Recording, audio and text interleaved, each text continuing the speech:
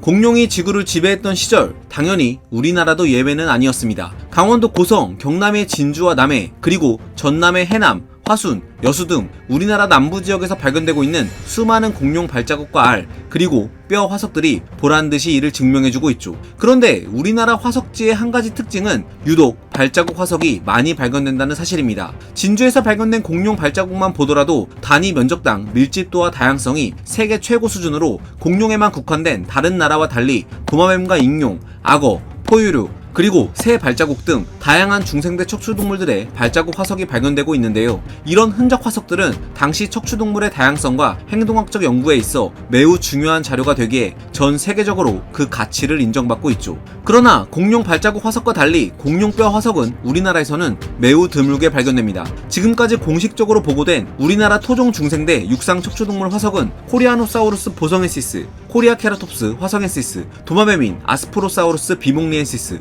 그리고 거북 화석인 프로아도쿠스 하동엔시스 뿐이죠. 이와 반대로 가까운 나라인 중국과 몽골에는 수많은 공룡뼈 화석이 발견되고 있고 보고된 종수만 보면 미국과 캐나다보다 많습니다. 그래서 많은 사람들이 우리나라 공룡들은 발자국만 남기고 도망갔다라는 우스갯소리를 하곤 하는데요. 도대체 왜 우리나라에는 발자국 화석만 많고 뼈 화석은 드문 걸까요? 오늘은 우리나라를 누볐던 크고 작은 공룡들에 대한 이야기입니다.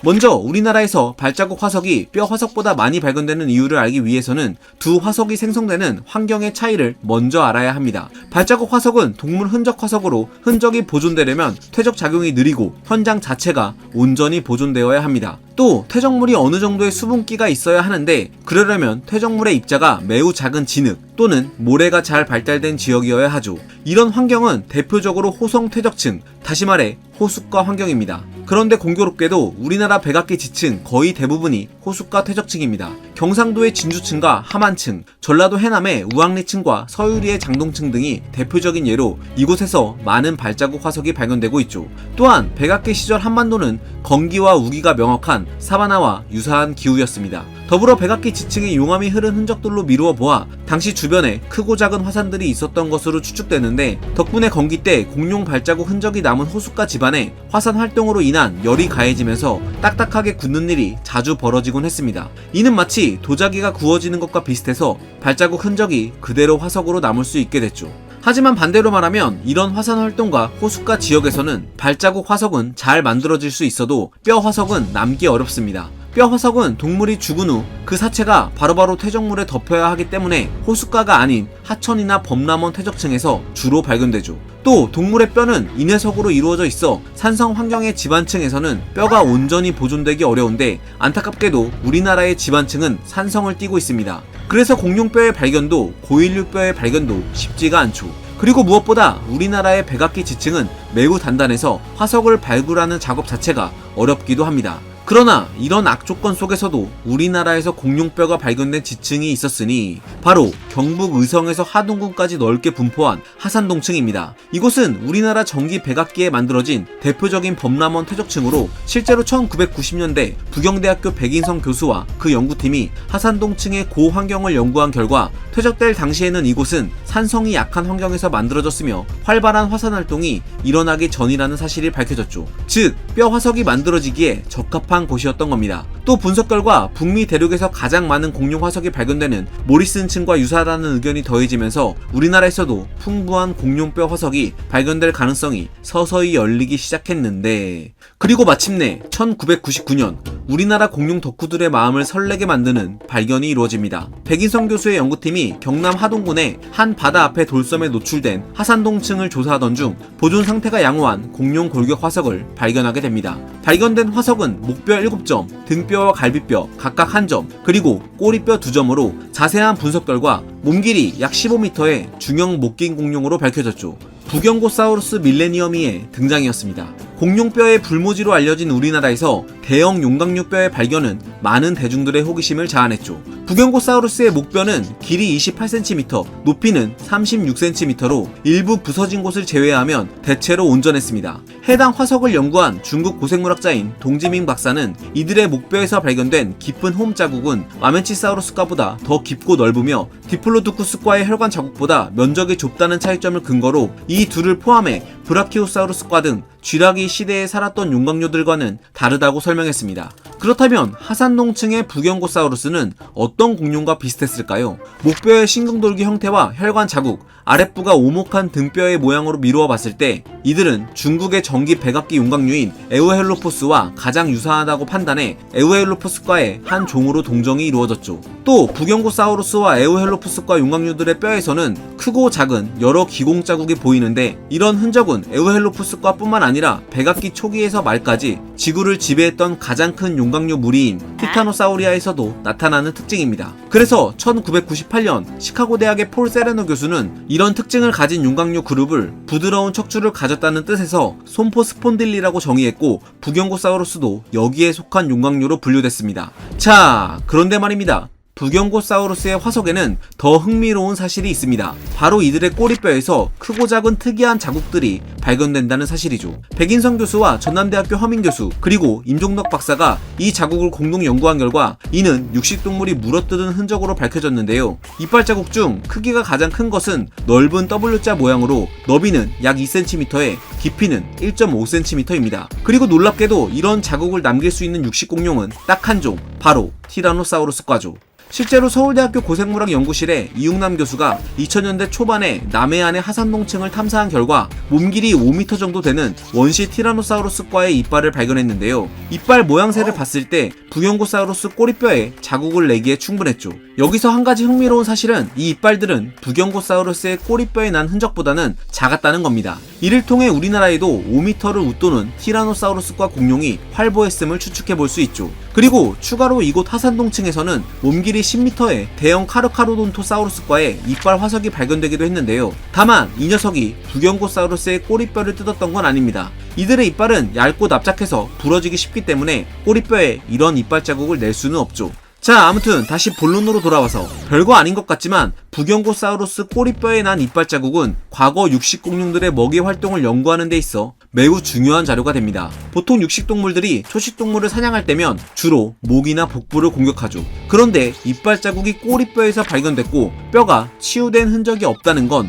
북경고사우루스 꼬리에 난 이빨 자국은 사냥보다는 시체 청소 흔적일 가능성을 말해줍니다. 그리고 먹을 부위가 별로 없는 꼬리뼈를 뜯어먹었다는 것은 이 육식공룡들이 북경고사우루스 시체에 매우 늦게 도착했다는 것을 의미하며 이빨 자국의 크기가 다른 것을 통해 덩치가 큰 육식공룡이 사체를 먼저 뜯어먹은 후 작은 육식공룡들이 나중에 사체를 뜯어먹었음을 짐작할 수 있죠. 오늘날에도 아프리카의 사자가 작은 육식동물들의 먹이를 빼앗거나 크기가 작은 육식동물은 자신보다 큰 육식동물이 먹이를 다 먹을 때까지 기다리는 경우와 비슷합니다. 북경고사우루스 꼬리뼈를 통해서 1억 년 전 공룡시대의 생태적 특징이 지금과 크게 다르지 않음을 알 수 있다는 사실이 새삼 놀라운 것 같습니다. 그런데 안타깝게도 오늘날 공룡학계에서는 북경고사우루스란 학명은 받아들여지지 않습니다. 지난 2016년 고생물학자인 박진영 박사는 북경고사우루스의 목뼈가 정확히 어느 위치인지 모르는 상황에서 하나의 목뼈만 가지고 특징을 정의할 수 없다고 설명했죠. 또 북경고사우루스의 화석이 너무 파편적이라서 기존에 분류된 에오헬로푸스과와도 명확한 대조가 불가능했던 겁니다. 그래서 아쉽게도 북경고사우루스는 현재 척추뼈 형태와 뼈의 기공 자국들이 일본과 중국에서 발견된 기저 티타노사우루스 형류와 유사하다는 것을 근거로 이 계통으로만 분류될 뿐 정식 학명으로 받아들여지지 않고 있죠. 하지만 북경고사우루스의 발견은 백악기 동아시아에 서식했던 용광류의 다양성을 연구하는데 중요한 자료 중 하나입니다.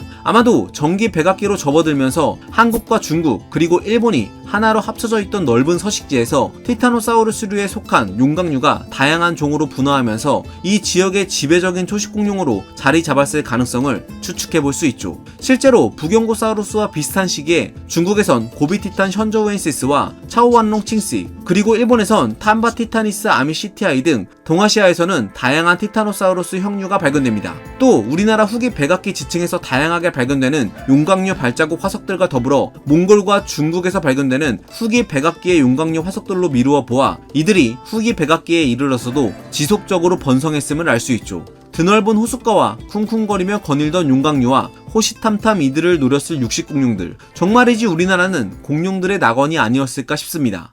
물론 이 낙원은 공룡들만의 것은 아니었습니다. 우리나라에는 공룡 외에도 익룡을 포함한 거북과 악어 화석, 다양한 백악기 척추동물 뼈 화석이 나오고 있기 때문이죠. 먼저 익룡의 경우 날개뼈 2점과 여러 이빨 화석들이 발견됐는데 2020년 박진영 박사 연구팀은 날개뼈의 얇은 표면과 뼈 관절 형태를 통해 우리나라에 서식했던 익룡이 보레옵테로스과에 속한다는 사실을 밝혀냈죠. 그리고 프로아도코스 하동헬시스로 명명된 크기 15에서 20cm 정도의 거북 화석도 발견됐는데 서울대 고생물학 연구실의 김도현 연구원은 등껍질 각 부위의 길이와 너비 등의 비율을 분석해 이들의 정체는 후기 쥐라기에서 전기 백악기에 살았던 원시 자랍과 거북이라는 것을 알아냈습니다. 김도현 연구원은 이들의 원시 조상은 동남아에서 기원했지만 산맥과 바다 등의 지리적 장벽이 없을 때 동아시아로 넘어와 다양하게 분화했을 것으로 추정했죠. 맞다! 당시 우리나라에는 악어도 살았습니다. 바로 하동수쿠스인데요. 2005년 한국지질자원연구원 지질박물관의 이항재 관장에 의해 악어형류의 두개골이 처음 보고됐으며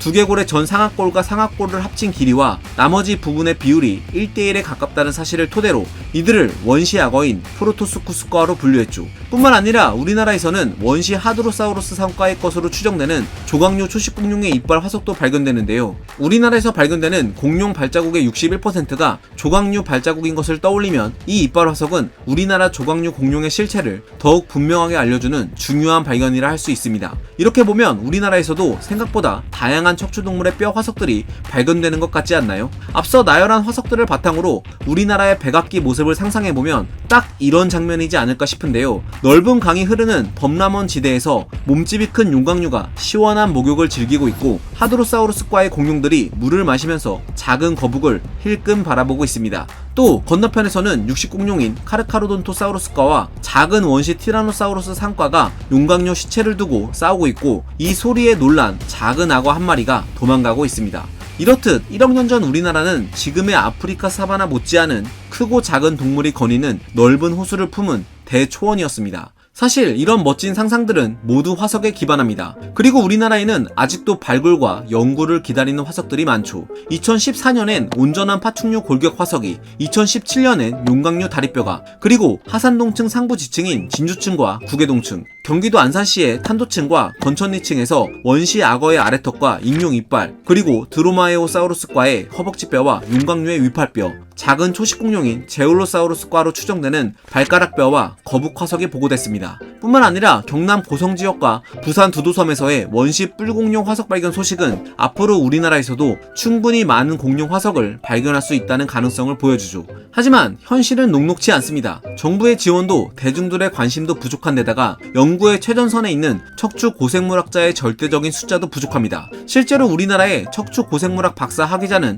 4명 정도에 불과하죠. 인력이 부족하니 화석 발굴은 더딜 수밖에 없습니다. 물론 우리나라가 뼈를 발굴하기 어려운 지형인 건 맞습니다. 그런데 이웃나라 일본도 공룡 화석을 발굴하기 어려운 지형인 건 마찬가지입니다. 그럼에도 불구하고 일본은 공룡 화석 발굴에 꽤 적극적입니다. 한 사례를 보자면 1969년 후쿠이현의 카츠야마시에 위치한 산에서 작은 악어 이빨 화석이 발견됐는데 정부는 사유지였던 이 산을 통째로 사들여 자유롭게 해당 지역을 조사할 수 있게 했죠. 이 과정에서 후쿠이랍토로 키타니엔시스, 후쿠이티탄 니포넨시스, 후쿠이베나토로 파라독수스, 후쿠이사우루스 테토리엔시스 등 5종 이상의 공룡이 보고됐고 해당 지역은 키타다니 공룡 발굴지로 지정돼 정부의 적극적인 지원이 이루어져 지금도 꾸준히 발굴 중에 있습니다. 이런 노력은 후쿠이 공룡 박물관의 건립으로 이어졌고 이후 세계 3대 공룡 박물관으로 성장하는 원동력이 됐죠. 또한 후쿠이 현립대학교에서 공룡 학부를 설립해 후학을 적극적으로 양성하는 계기가 되기도 했습니다. 우리나라 역시 지원과 더불어 적극적인 발굴이 이루어진다면